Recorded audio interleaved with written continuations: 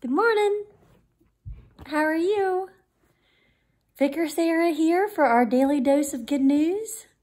I hope you all are doing well. Today we are going to read from Ezekiel chapter 34, verses 17 through 23. So here we go. As for you, my flock, thus says the Lord God, I shall judge between sheep and sheep, between rams and goats. Is it not enough for you to feed on the good pasture, but you must tread down with your feet the rest of the pasture?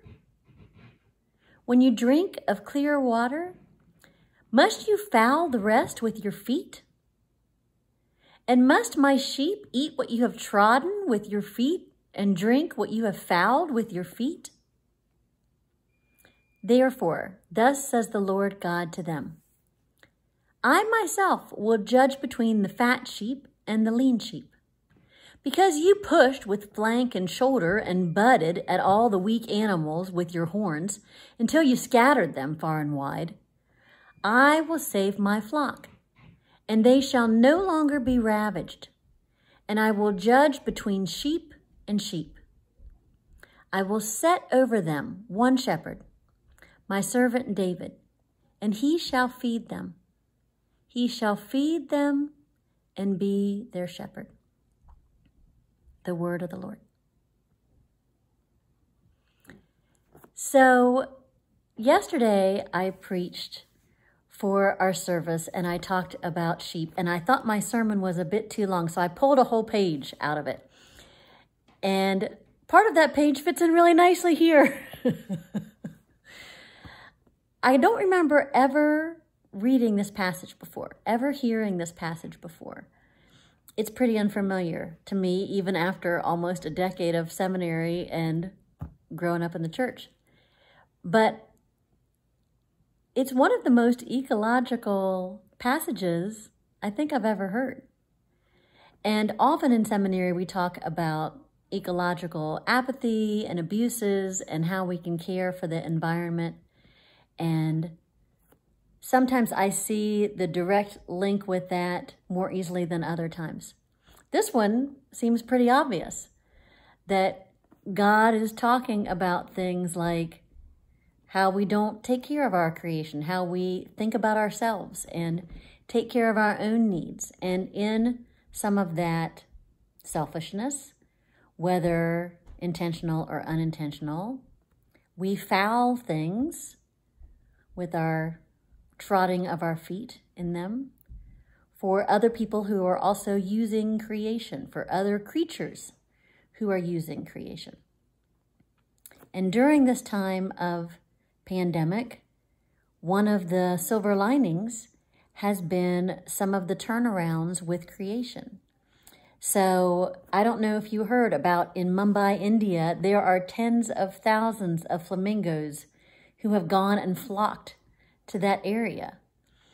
And in New Delhi, India, which is the capital, it's a very smoggy place. And for the first time in recent memory, they can see blue skies and they can see stars at night.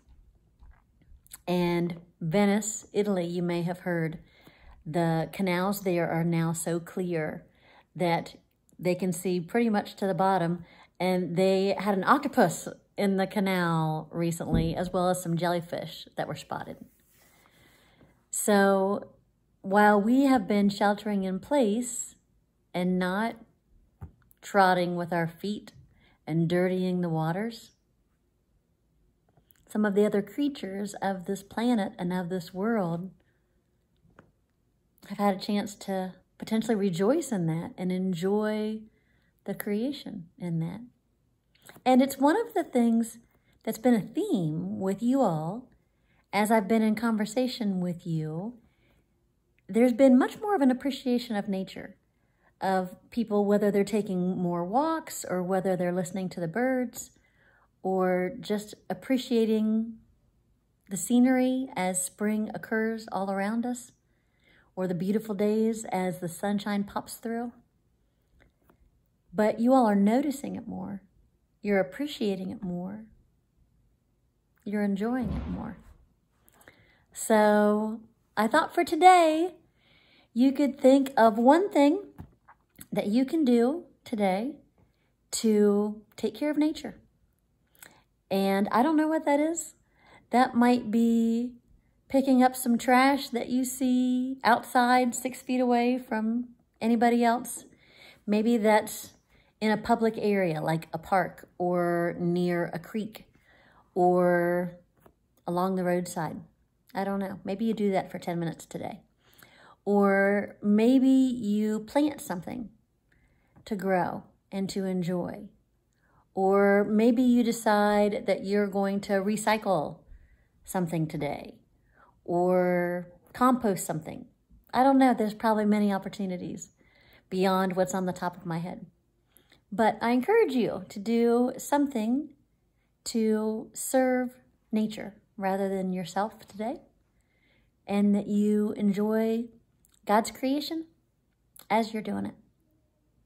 So I hope you have a great day. I hope you enjoy it and that you see God at work in the world. Bye-bye.